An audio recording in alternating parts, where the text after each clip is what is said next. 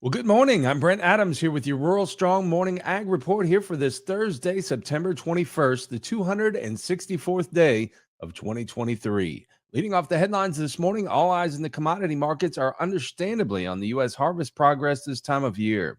Ben Cash of Bauer Trading in Lafayette, Indiana, says the U.S. dollar may be exerting some influence as well. Well, I think the dollar's influencing a little bit. We've been somewhat quiet on corn and wheat export numbers. Soybeans been pretty solid week after week, but yeah, I think it's seasonality. Harvest pressure coming on, the grain's going to be moving to some of these elevators. It's going to be pretty available, ready supply, but the way the U.S. farmer has improved its equipment capacity, as long as weather cooperates, harvest is not going to take that long, and we could be putting some lows in here. And typically we do see some lows put in mid-August to 1st of October, and so we're already moving into mid-September, so you got to keep that in the back of your mind as well. But yeah, I think what's limiting any kind of bullishness play is harvest pressure for corn and soybeans today. Increasing import demand from China may also be something the markets watch closely in the months ahead. I'd say if you want to look at some Chinese numbers there, we did see an uptick there in the soybean imports from China up to 102. So that's a number that we'll have to keep an eye on. You know, obviously Brazil has overtook us on corn and soybean exports, but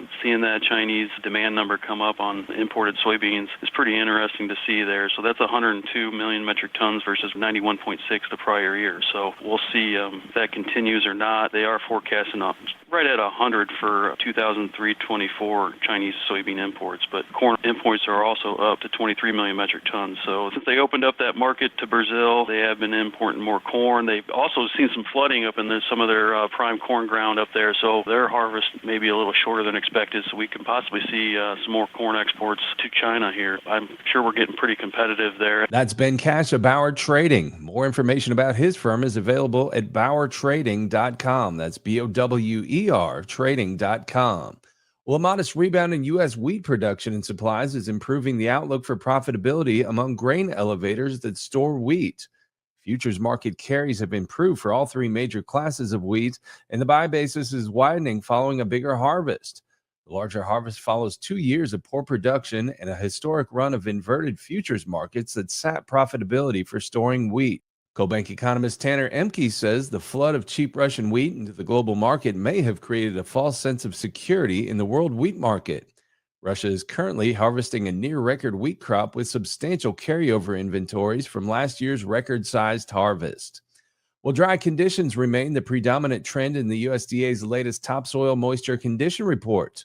More from USDA Radio's Rod Bain. Steady for the third consecutive week in USDA's topsoil moisture condition report. USDA meteorologist Brad Rippey says the latest numbers from the period ending September 17th include 58% nationally short to very short. Meanwhile, on the surplus side, no change from last week at 2% surplus. That despite Hurricane Lee providing significant rain in parts of New England. So we still see some pretty wet numbers coming in there, with numbers anywhere from 40 to 90% surplus in several New England states, including Massachusetts, Rhode Island, Vermont, and Maine. Meanwhile, topsoil moisture very short to short numbers remain as the second highest level on record. This is the second highest we've seen behind last year's peak of 68% very short to short. That occurred a month later in October. I'm Rod Bain reporting for the U.S. Department of Agriculture in Washington, D.C. Also this morning, did you recently receive an envelope or a phone call from the USDA NAS asking questions about inventory and intentions for your operations?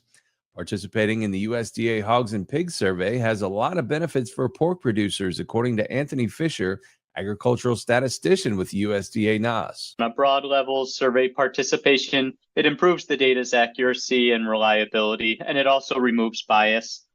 Participating in the hog survey, it paints a clear picture of the hog inventory and productivity in your area. One way pork producers can use the data from USDA NAS is for marketing purposes and in farrowing to give insight into slaughter rates in the coming weeks, along with supply information. They can use the data to make informed decisions about their operation, and none of this would be possible without farmer participation.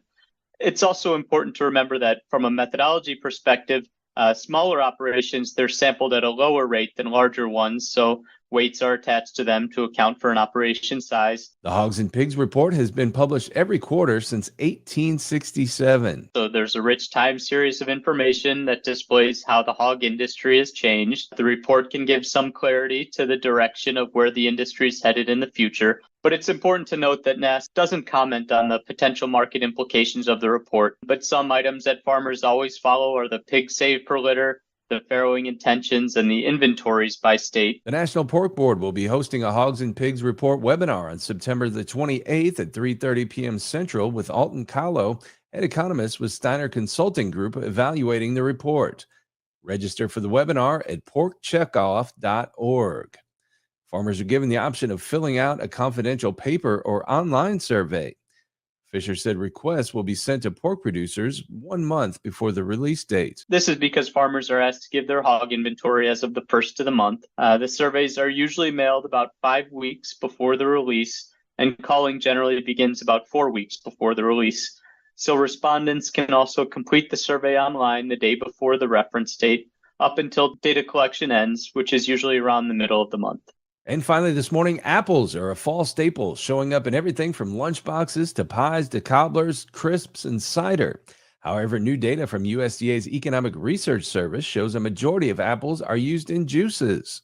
In 2021, 45.9 pounds of apples per person were available for domestic consumption, according to USDA's Food Availability Data Product. 52% of the available apples for U.S. domestic use, 23.7 pounds per person, was in the form of juice or cider, or about 2 gallons per person. Fresh apples accounted for 34%, 15.8 pounds per person. Canned, frozen, dried, and other forms made up the remaining 14% of apple availability in 2021. Over the last 10 years, per person apple availability reached a high of 49.2 pounds per person in 2016. Much of the decrease since 2016 was because of a declining availability of fresh apples. In 2016, fresh apple availability was 19.3 pounds per person. Well, you can keep up with the latest from the world of agriculture each week by subscribing to the Tractors and Troubadours podcast from Rural Strong Media. Each week, I bring you agriculture industry newsmakers, hot button industry issues, educational features, and the best in traditional country music. The Tractors and Troubadours podcast can be found at ruralstrongmedia.com or wherever you get your podcasts. We also invite you to join us daily on Rural Strong Radio, our 24/7 streaming radio station found at ruralstrongmedia.com or on the Live 365 streaming radio app for your mobile device. Each day, we bring you award-winning agriculture programming, as well as the best in traditional country music, mixed in with a little bluegrass, western swing, southern rock, and inspirational music. Again, the place to find Rural Strong Radio is ruralstrongmedia.com or on the Live 365 streaming radio app. We're portable, so take us everywhere you go this harvest season. We'll get you through those long, challenging days this fall. Well, I'll be back again tomorrow with another Rural Strong Morning Ag Report here on Steve Shetler Media. Make it a great day, everybody.